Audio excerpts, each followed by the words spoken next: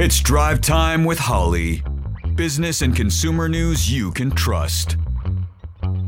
I mean, what else are you going to do sitting in traffic? Yes, and good evening, everyone. It is another episode of Drive Time with Holly.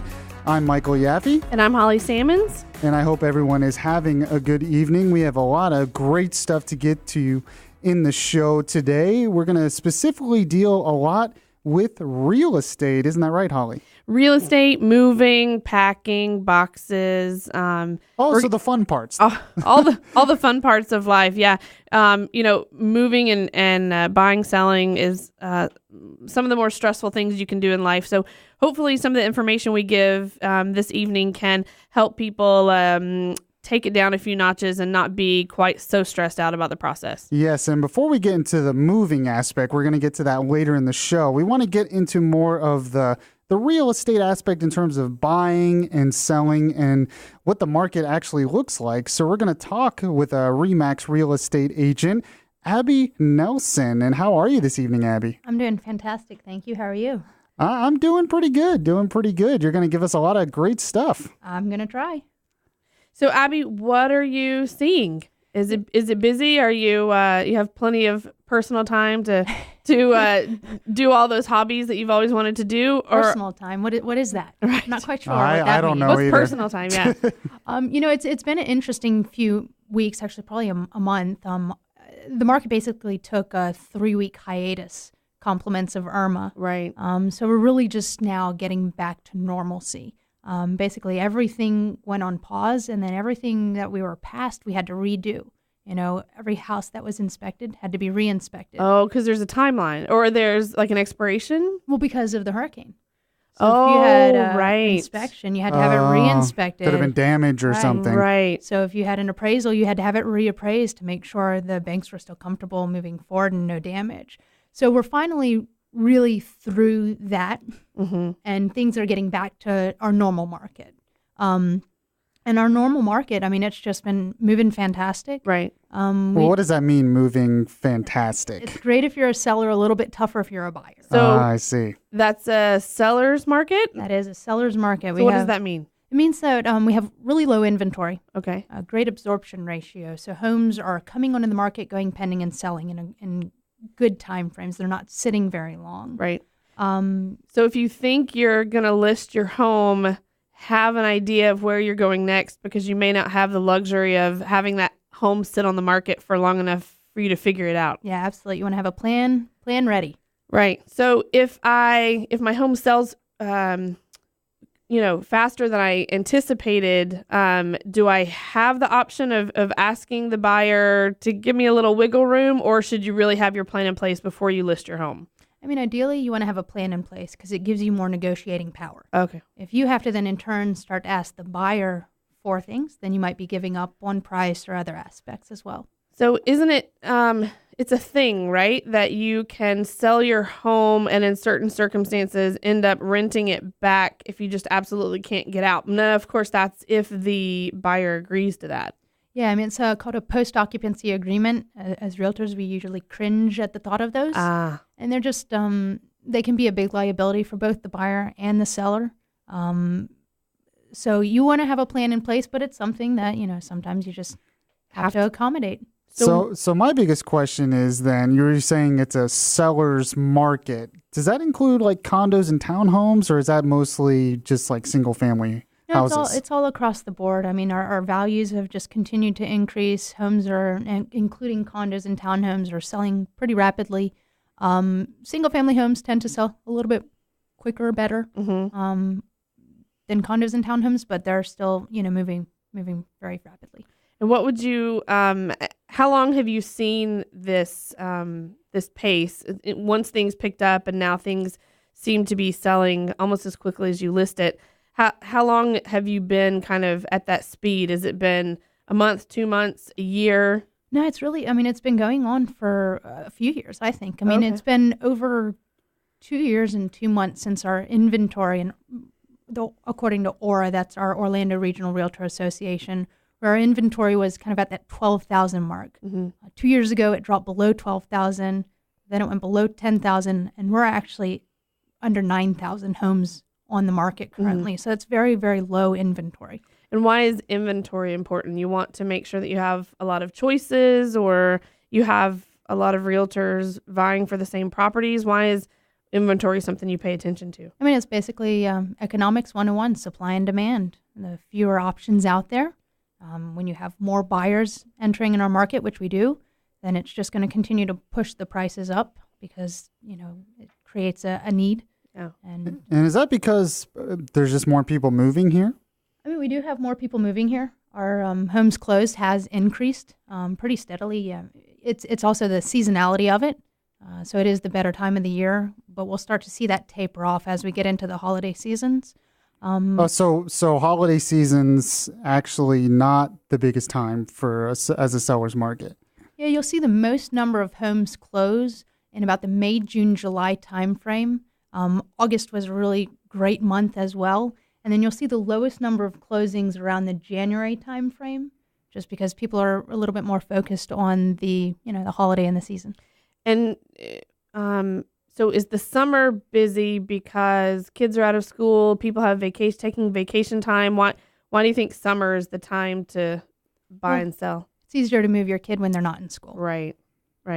Are you seeing a lot of first-time home buyers, or are these people who are selling and then purchasing a new home? A combination of everything. We are seeing a lot of first-time home buyers, a lot of people downsizing, which are competing with the first-time home buyers, which is pretty interesting. They both want that price point and that size. That's right. But we're also finally now seeing people that haven't been able to sell their house because they've been upside down, now finally able to, sell their house and then move up. That sounds painfully familiar. I think we've spoken about that once or twice. I think we've talked about that, yeah. Well, yeah, this is great advice because I've never bought a home myself. So there's a lot of information that I need to look for if I want to buy a home anytime soon. I mean, any advice for the first-time home buyers out there? I mean, it's really consulting a professional and having someone really guide you through the process because there is so much information out there and Dr. Google can just overwhelm you. So just having someone really communicate back and forth with you, answer your individual questions, and really help guide you through the process is important. And I know, Michael, something I learned during the process of buying my first home was you can't just drive around neighborhoods you like and look for sale signs. Not everything ends up with a for sale sign in the yard. There are a lot of properties that may be for sale or may be coming on the market that you would really need a real estate professional, a realtor, to be able to help you locate those properties.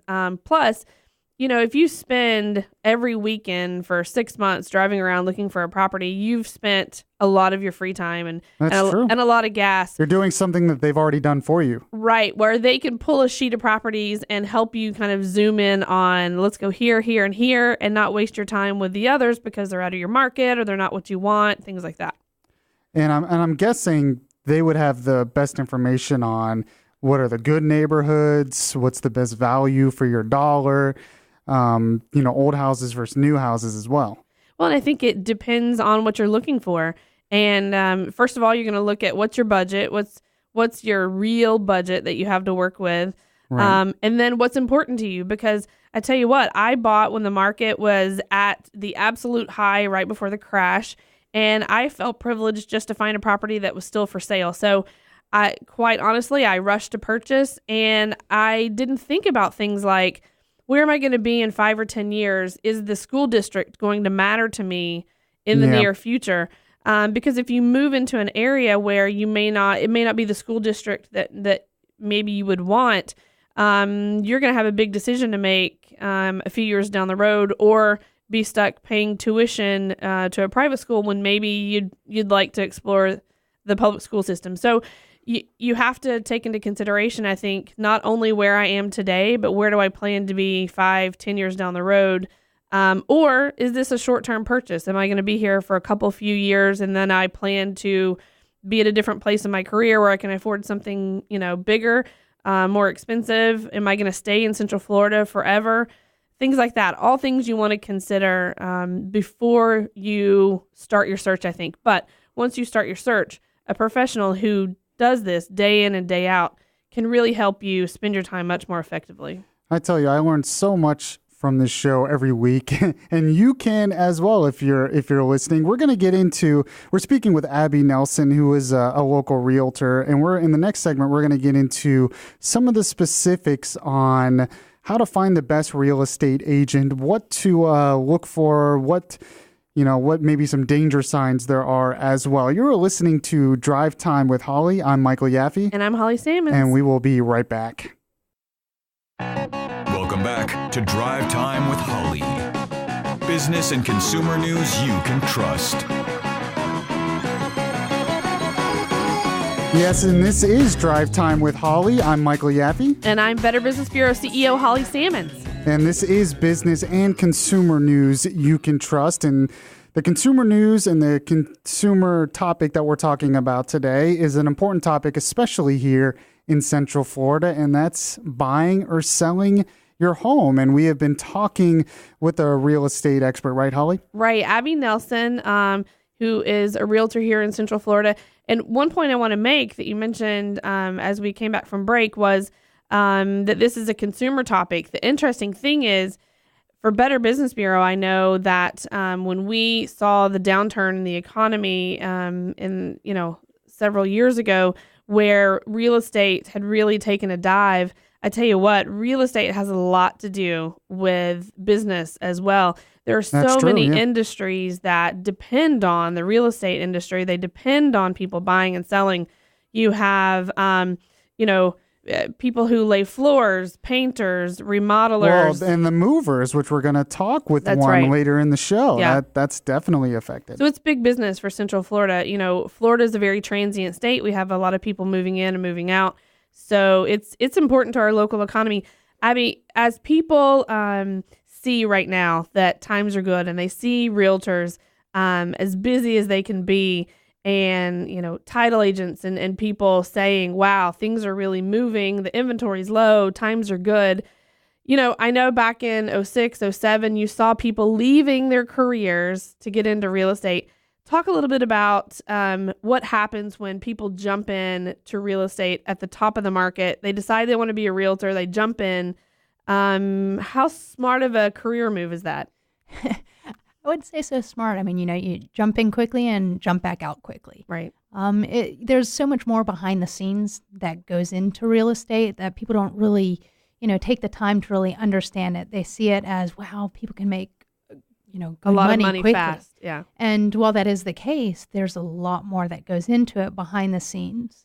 And you're running your own business. So we all know that if you have your own business, working for yourself, you're going to work oftentimes much, much harder. You work around the clock.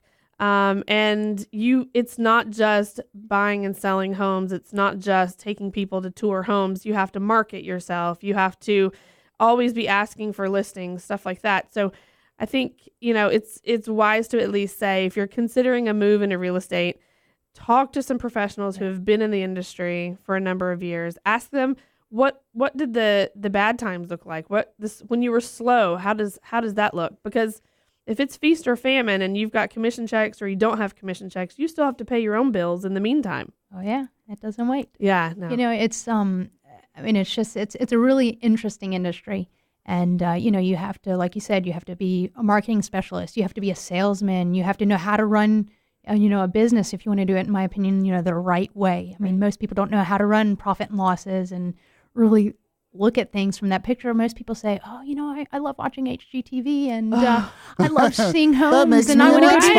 that. And, I want to go, look at properties with people. And that's just such a small portion of what you actually get to do. Right. And this is an important thing to think about as well if you're looking for a realtor, because you want to make sure they're experienced and knowledgeable and they know what they're doing. Yeah, and they're helping you handle and locate a major purchase, probably one of the largest purchases of your lifetime. So what should consumers look for when finding a real estate agent? Yeah, I mean, I always tell people, everyone and their mother has a license, right? So many people have their license and say, oh, I can help you out. I can do this. I could have a hammer and a nail, but that doesn't mean I can build a house. That's right. So it's just finding someone that, does it day in, day out. You want someone that's full time. I mean, give us a call. We're always happy to help and guide you in the right direction. But you really, you want to look at, how much are they doing? How much production are they doing? Do they have a team? Are they an individual? Are they trying to do it all themselves? What's, all the different aspects? What are the services that they provide? Right. Because ultimately, even though you may be doing your buddy a favor and you're their first sale, you really have to depend on how professionally are they going to handle the deal? Are they going to keep up on the timeline? I would imagine that you don't necessarily want to be someone's first sale. No, and I'm very grateful for my client that was. Right. Yeah, you're glad someone gave you the chance. Yeah, gave me the chance. But what you've learned today, how you would handle things today and how you handled things then, it's just the benefit of time. I look back at my first few clients, many years ago. I don't want to date myself. And I kind of feel almost a little guilty. I'm like, man, I wasn't able to provide them the level of service that I'm able to now. And even though I did a fantastic job for them, it's just such a different level of service that we're able to provide now. I mean, it's, do you want to go to a surgeon that does 2.9, surgeries per year? Because that's actually what the average real estate agent does per year, because they're factoring in everyone that has a license. Oh, right. Or do you want to go to someone that does over 100 sales a year, that is able to overcome the hurdles, that is able to overcome the objections and not just freak out when there's a hurdle, but can guide you through the whole process. And what are some of those hurdles, would you say, that they can overcome? Oh, man. That's what's surprising is every day I learn of new hurdles that you didn't think that you could even come across. From, the obvious ones are the inspection. Right now we've got a lot of appraisal issues, but just title issues. I mean, I've had customers pass away mid-transaction, and how do you handle that? Right. So there are just so many different things that can be thrown at you midway through. What if you have a hurricane mid-transaction? What are your rights? What are you obligated to do if there's damage? There's so many different aspects. And the process of buying and selling is so stressful that I would imagine that if you were to encounter one of these hurdles, a hurricane blows through and all of a sudden your transaction gets moved off of its timeline, it's helpful to have a professional who can say, nope, I've got it. Been there, done that. I will handle this for you. How much of your job is counseling and mental health related?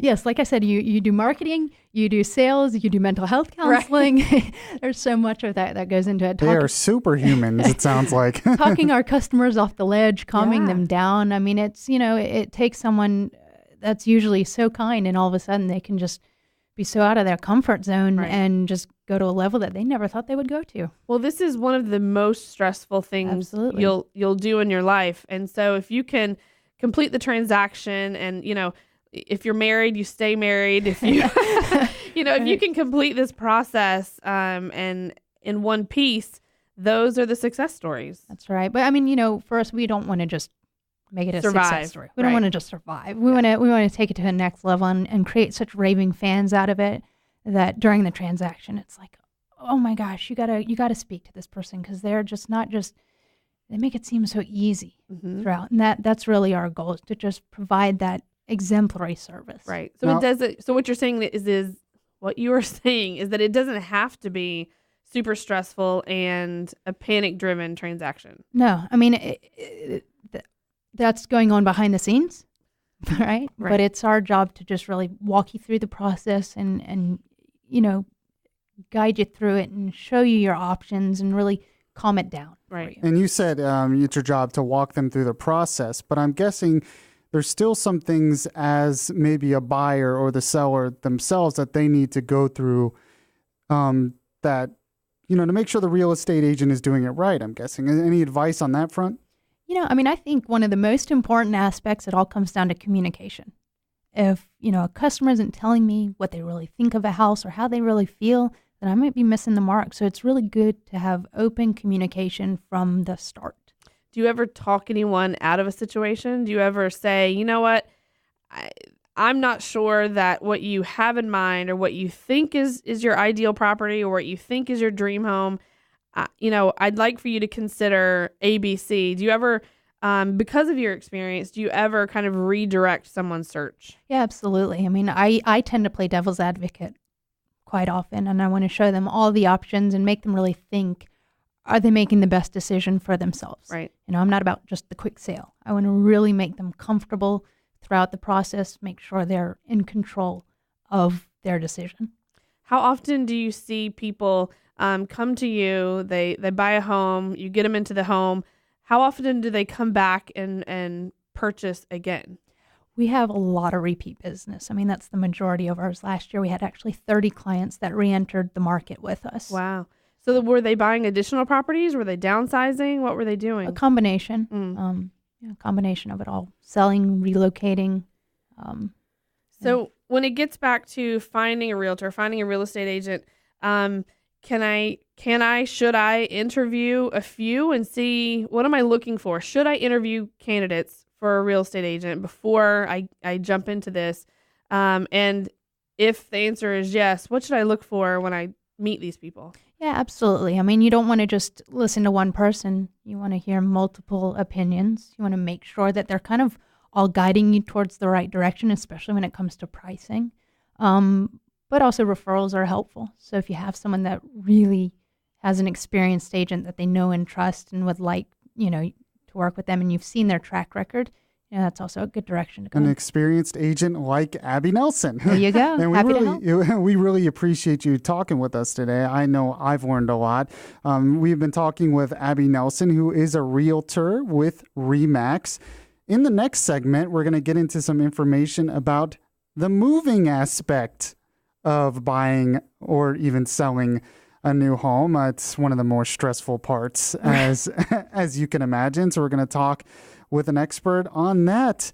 This is Drive Time with Holly. I'm Michael Yaffe. And I'm Holly. And we'll be right back. Let's be better consumers. You're listening to Drive Time with Holly.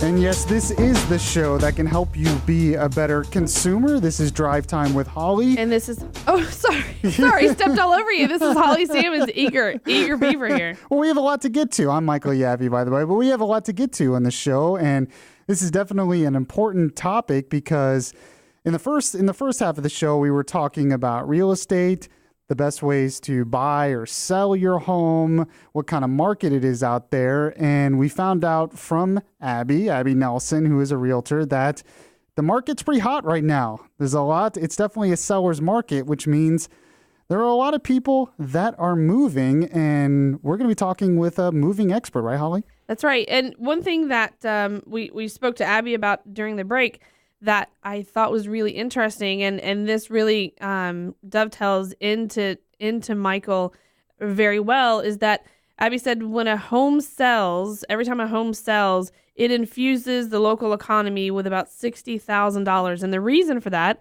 is you have flooring guys, you have landscapers, you have movers.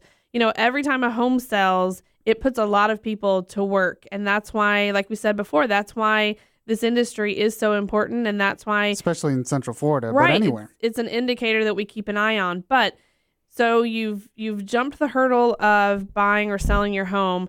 Now it's time to start searching for boxes, packing your belongings. Fun part. Right, the fun part. So we brought in an expert to talk about how to navigate the moving process. Yeah, we're talking with Michael Haase, who is the president of 1776 Moving and Storage. And I like your name, of course, Michael. Same as my name. Great name. Yeah. How are you doing today? I'm great. How are you? Doing pretty well. This can be kind of a stressful topic for a lot of people, though, right? It can. It's one of the most stressful things you can do. People don't realize how much stuff that they have and how much is involved in a logistics of moving until they're put in the situation that they have to. Yep, until they're right in it. So Abby's established that the market's hot right now. Mm-hmm. Has the moving industry seen a similar effect? Are you seeing the same sort of demand that the real estate industry is experiencing right now? We have. And just like Abby had mentioned, Irma kind of threw a wrench in everything. But up until that point, this year, much like the last few years, have been great years for moving. We've seen above average relocations being performed, which has been great. So are people moving from homes, moving from businesses, that tells us that money's being spent in the local economy if people are willing to move. I mean, they're buying, they're selling, or they're signing new leases. So would you say that demand for your services has gone up, or would you say that you've remained steady? We've seen a little bit of both. It's been a very strange year for us. Months that are traditionally stronger for us have been weaker, and months that have been traditionally weaker have been stronger.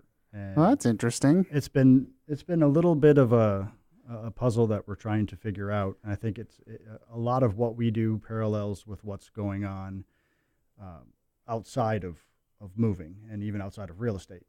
If people are fearful because of the economy, they tend to have smaller budgets. They try to find ways to save some money, whether they're trying to move themselves or just exploring other options. Abby and I were talking before the show. We've had a number of moves since Irma that kind of scared a lot of our customers, that they ended up canceling the move because they just decided they weren't going to sell their house. Oh, wow. Really? Yes. Yeah. I mean, what scared them about it? They just didn't want to. I mean, I don't know why that would prevent you from moving, I guess. The properties that they were moving into experienced some damage. I so see. the second appraisal that they had done or didn't kind of wash up to snuff, so they just kind of backed off and ultimately pulled their houses off the market. Well, and the anytime you have a natural disaster, stress levels are high. Yeah. Buying and selling is stressful. The idea of moving is stressful, and maybe for a skittish seller or a skittish buyer, that one little thing goes wrong, and they say, I'm going to back off. I would imagine though that those people who are backing off, at some point, they'll scratch the itch sooner than later. That's what we've seen in the past. Right. Yes. They'll come back to the idea. So what do you wish, if you could speak to everyone right now who's getting ready to get out their packing tape and start purging closets and getting ready for a move, what do you wish that people knew before the move, before preparing for a move? Sure. Before preparing for a move, really sit down and think about what it is that you're comfortable with. Are you looking for a full service mover? Are you looking for, what is your budget? Establish that first. If you are going to be doing your own packing, it's the bigger the box, the lighter the items in it. The smaller the box, the heavier the items. If canned goods, put them in a really small box. Don't take the biggest box you have and put it full of books and canned goods. It's not good for the mover, and it's not good for the piece because it's going to get damaged. The boxes have a weight ratio, and it's called a bursting level, and they can only accommodate so much weight. I made that mistake the last time I moved. I had a really big box, and Yep. I have a lot of books, and I put all the books in a big box, and it was really heavy. It was not the smartest thing I did. Well, and oftentimes those overpacked large boxes end up just falling apart They do. because there's so much more surface area, and there's more area for weakness. Whereas, like you said, if you have a smaller box, you've got more solid structure, and two, with smaller boxes, you're probably less likely to overpack. So what you're saying is, Yes. or overpack the box. So what you're saying is, don't try to do your entire move in the largest box you can get your hands on, because you're probably going to end up with a more difficult move, whether it's for you or for the mover, because you're going to inevitably overpack those boxes. Correct. And like you mentioned, they end up going all over the truck and all over as we're trying to handle the piece. It kind of disintegrates. So medium is the goal. Medium is always great. Medium. is Medium great. boxes. Yes. All right. And Michael, before we continue on, we're talking with Michael Haase, who's the president of 1776 Moving and Storage. I wanted to give you an opportunity to talk about 1776 Moving and Storage, how they can reach you, and what you guys are all about. Sure. We're a locally based company here in Orlando. We do moves within the state as well as regional interstate between Florida, Georgia, North Carolina, South Carolina, Tennessee, and Alabama. I started the company 5.5 years ago.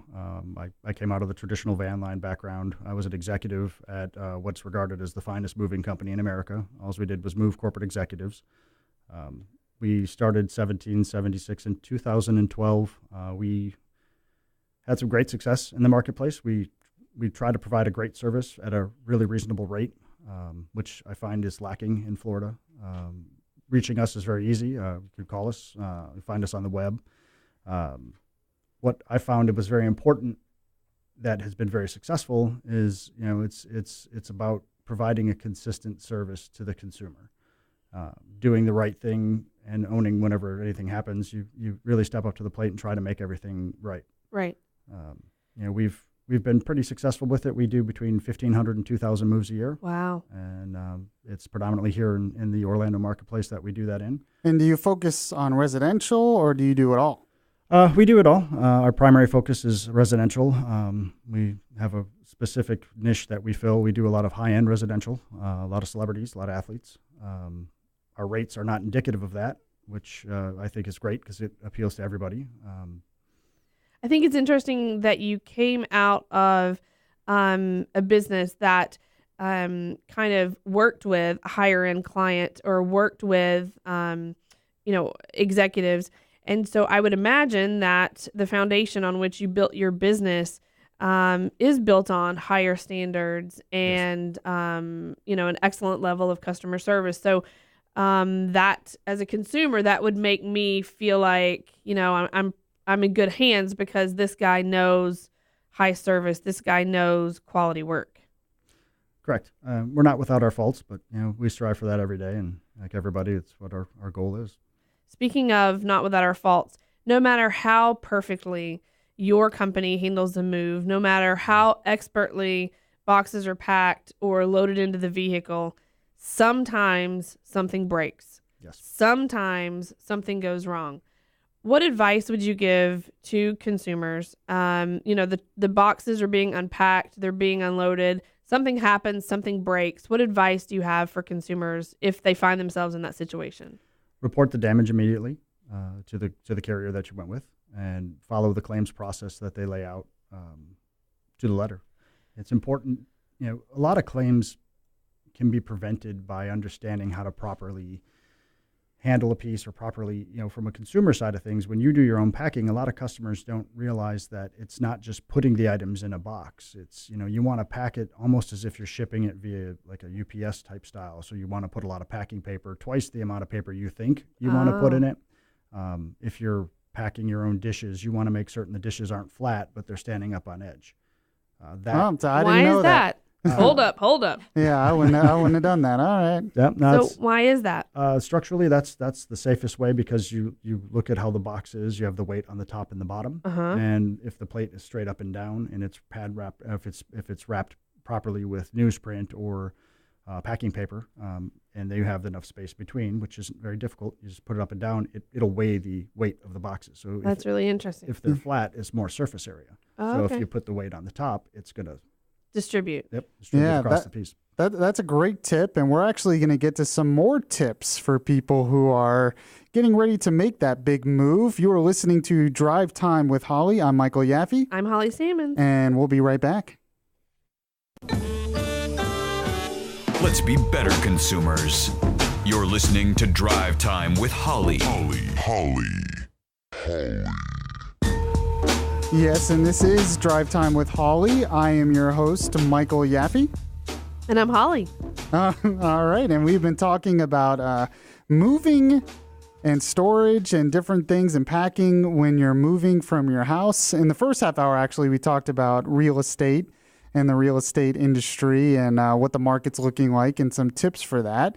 But after that, we talked about tips for moving. And we're going to go over some more tips, right, Holly? Yeah, so what I think is really interesting is a lot of people think that you're going to save yourself a lot of money by renting the truck yourself, doing your own packing, doing the drive yourself. Now, look, admittedly, if I choose your top of the line service, which is you come into my home, your team's coming to my home, I get to walk out. They do all the packing. They do all the loading. Obviously, that's a different price point than what we're talking about. Apples to apples, though, to hire a professional, can it be the same, if not a savings, to hire a professional to do it? What are some things that people should take into consideration if they assume that renting the truck doing their own packing, doing their own move is the way to do it and save money? From what we've seen and what I've seen, the easiest way for the customer, if they're looking to save money, is to do their own packing. That single component on the local move side, on the interstate move side, is the most expensive because it's all a per box charge. Okay. And so, people don't realize what they have until they're pulling everything out of cabinets and cupboards, and then they may have crawl spaces, or they not necessarily have basements here in Florida, but you have attics. So as you're continuing to pull things out, you realize, oh my gosh, I have a lot more than I had realized. On a per box basis, that is your biggest savings. If you, as far as a rental truck, you're not really going to save yourself a whole lot of money. You might save a little bit of money versus the cost of the mover.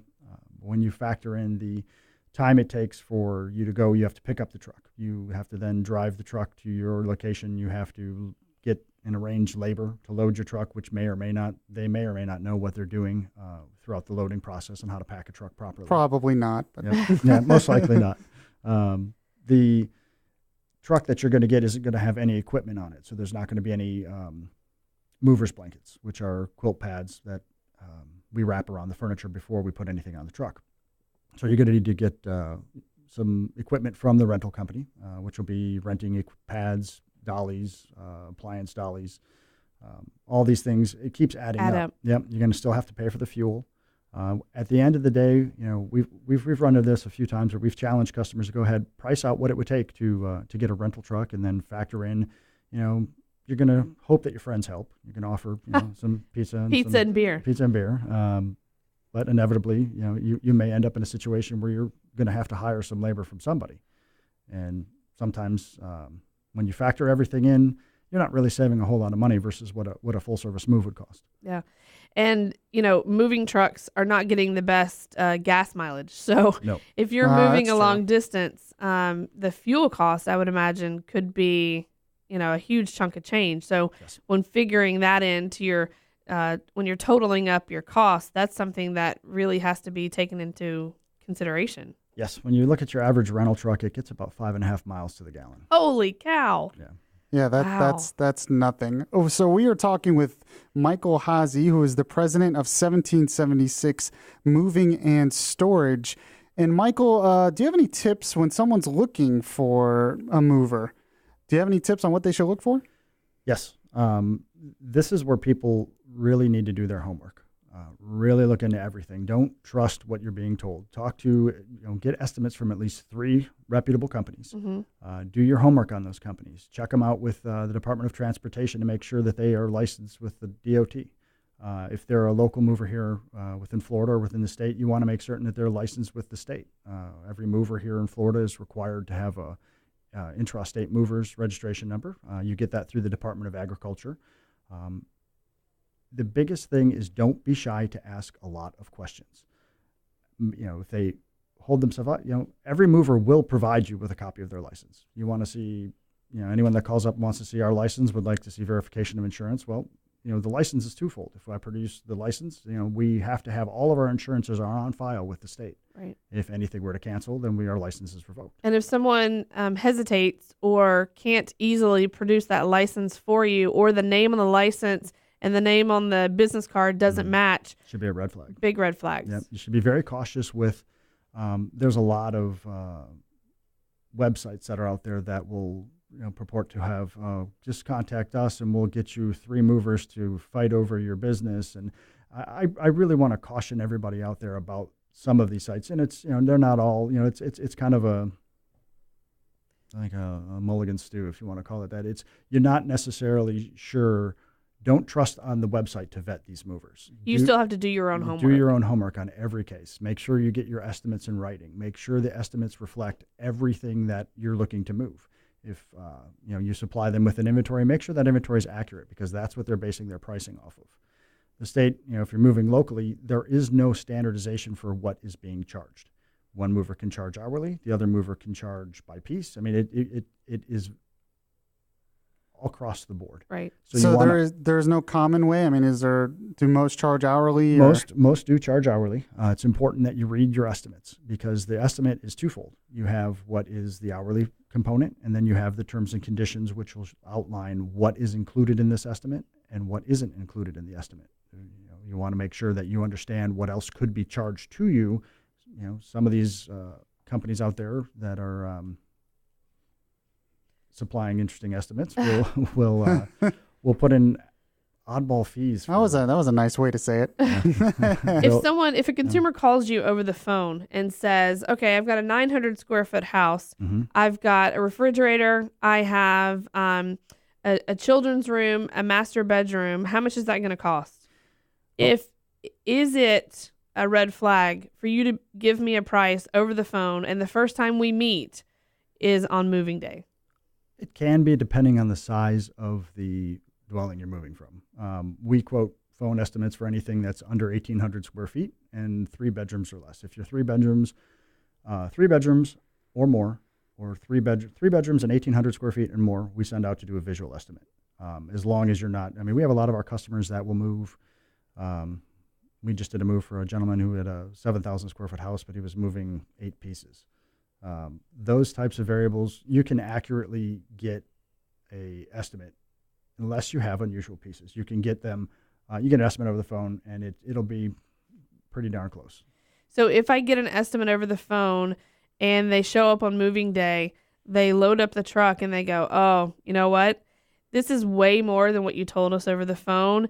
This move has just gone up by $500, $2,000. We've loaded your stuff. Sure. I'm going to need you to pay me that extra $2,000. And you say, well, I don't have that $2,000. And they're like, well, you got 2 choices. We can unload this on your lawn right here, or we can take it to a storage unit until you come up with the money. What happens when a consumer gets an estimate over the phone, gets an estimate online? Sure. No one has ever seen, sight unseen this job. And all of a sudden I'm being, my stuff's being held hostage for more cash. Sure. And I just want to kind of back up to the beginning of your scenario. Mm-hmm. When the mover gets there, that's when they're required to review the contract with you, to go over the pricing, how this works. This is your estimate. If there's any discrepancy between your estimate and what they see and how everything goes, they have to address that with you before they touch anything. They're not supposed to put any, they don't just blanketly grab everything, put it on the truck, and at least they're not supposed to. Right. And then change up the game plan when they get to delivery. They're supposed to walk you through. This is how the pricing methodology works. If there's a discrepancy between your estimate and the actual items being moved, they address it at that point, and then they allow you to make the decision. Okay, we can do it. This is what would be additional, or we can keep this within the estimate based on the items you've provided. Mm-hmm. If you're in the situation that you just described, that's not a fun situation to be in. No. The important thing to remember is there is no quick fix. There's no one phone call to make it all go away. You want to contact your local law enforcement to get them to come out. You want to file an incident report with them, and then you want to start filing your complaints. Right. And there's various different agencies that you want to reach out to, but that's the course that you want to set in motion. Right. All right. Yeah, and we learned a lot. I hope we made your move, your buying, your selling process easier in today's show. I want to thank Abby Nelson and Michael Haase for joining us. We will post some information on our social media or on Facebook. Just to look for Drive Time with Holly and like us. And I'm Michael Yaffe. And I'm Holly Salmons. And we will catch you guys next time.